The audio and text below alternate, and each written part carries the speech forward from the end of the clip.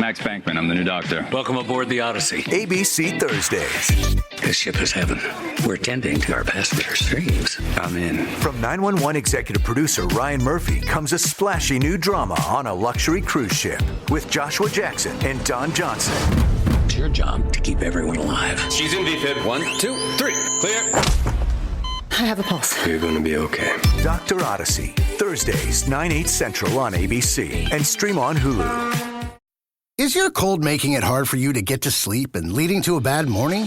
Switch to Mucinex Night Shift for fast, powerful nighttime multi-symptom cold and flu relief. Mucinex Night Shift fights your worst nighttime symptoms to help you get to sleep and wake up ready to go. Mucinex Night Shift. It's comeback season. Use as directed.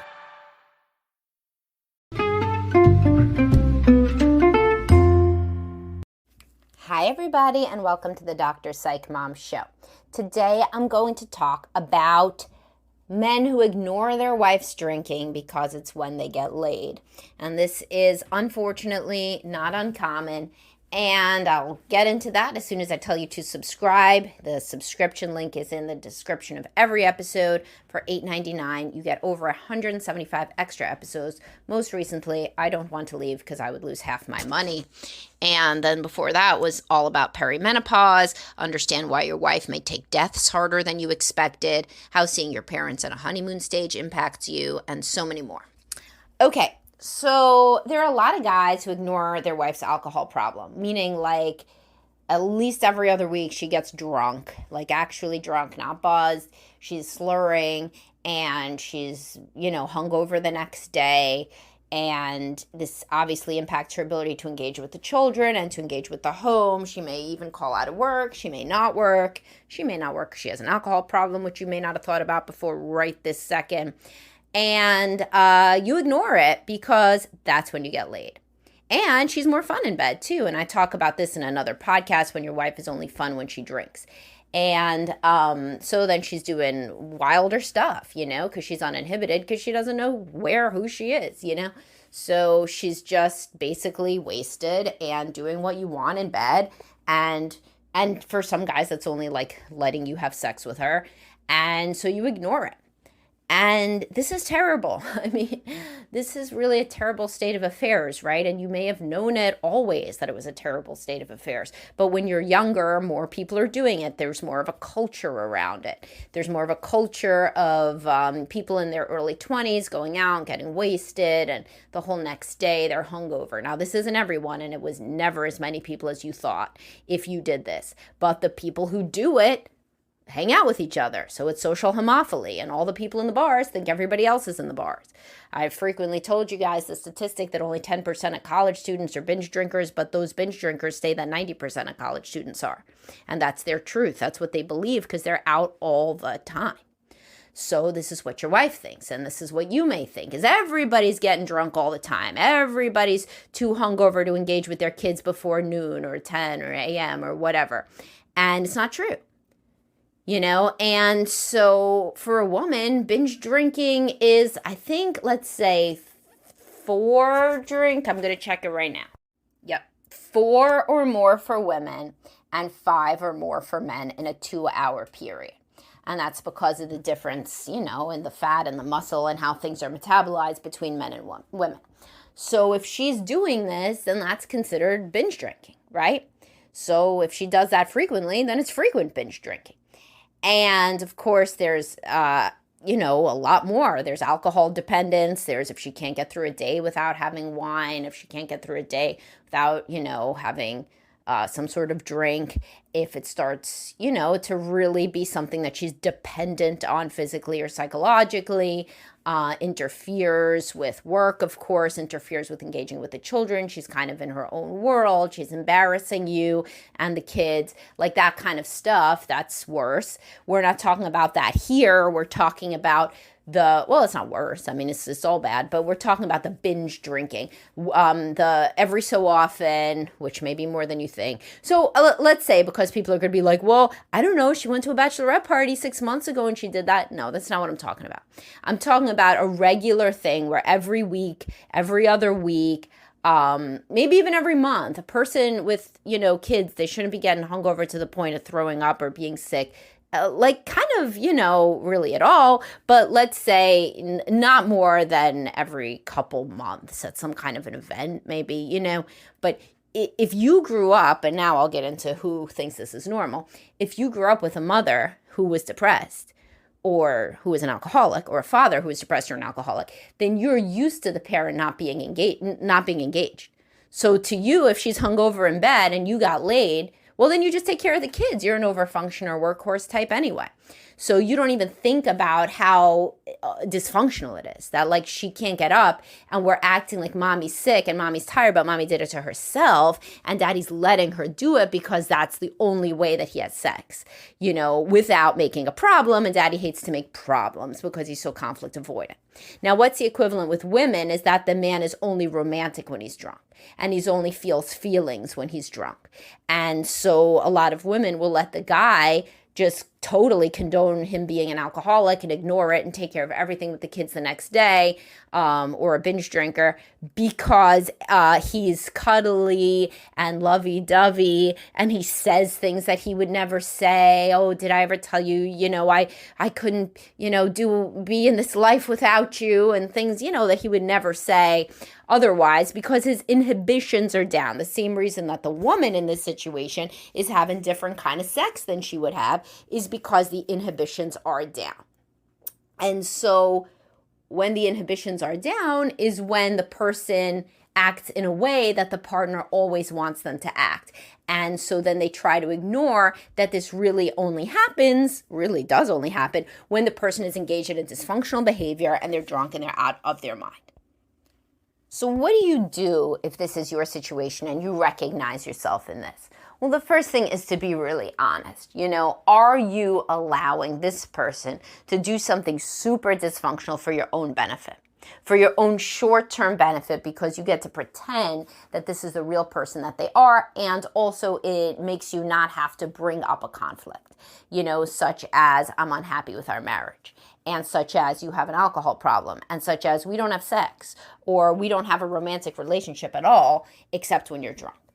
And when they're drunk, it's not really them. It's just one version of them. It's like only the id, and it isn't really them. And it's sad to think about, right? But it's reality. Is that is not who you're really married to. It's one tiny little part, and there's so much bad repercussions from it and consequences from it, right? So this is somebody who needs to escape from reality regularly. And usually what this means is they struggle with untreated anxiety or depression or trauma, right? PTSD. And so the way that they escape from that is by drinking. And for some women, that's the only way they can have sex, because they have a sexual trauma history, or they really don't like sex at all. They're low libido, or they're really not into the guy.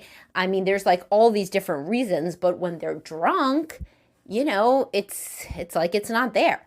It's kind of the honeymoon stage where your whole neural system is co-opted by dopamine and adrenaline and serotonin, all these things. As I told you, not serotonin goes down, so it's more like OCD about the person. But either way, dopamine, adrenaline, and oxytocin. And point being is that you're basically drunk on new love, new relationship energy, but this time you're really drunk, actually really drunk.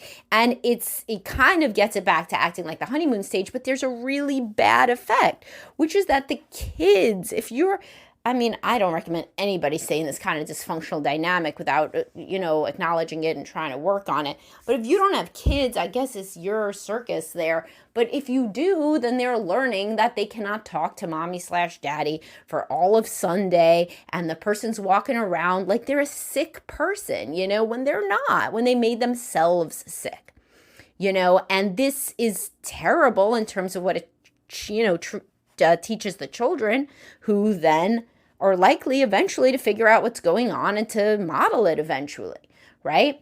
And also they can hear, people get louder both having sex and before, and when they come in, there's also it's much more likely to fight also, which is part that people don't talk about or think about because they don't like to.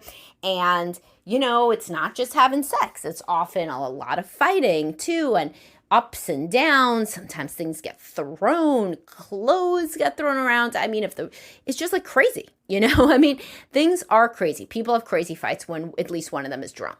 And the house kind of looks a mess afterwards. The person comes home, they're stumbling around. There's so many kids.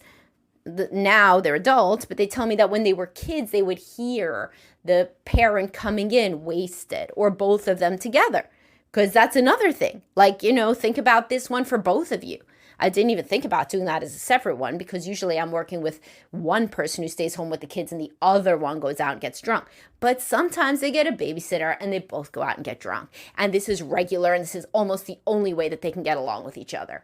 And then they come home and they're talking loud. They pay the babysitter. They keep everything together till then, or the nanny or whatever, or the grandparent. And then they have fights and they make other food and they're smashing around, and then they're yelling and they're talking about things they shouldn't, and the children hear them.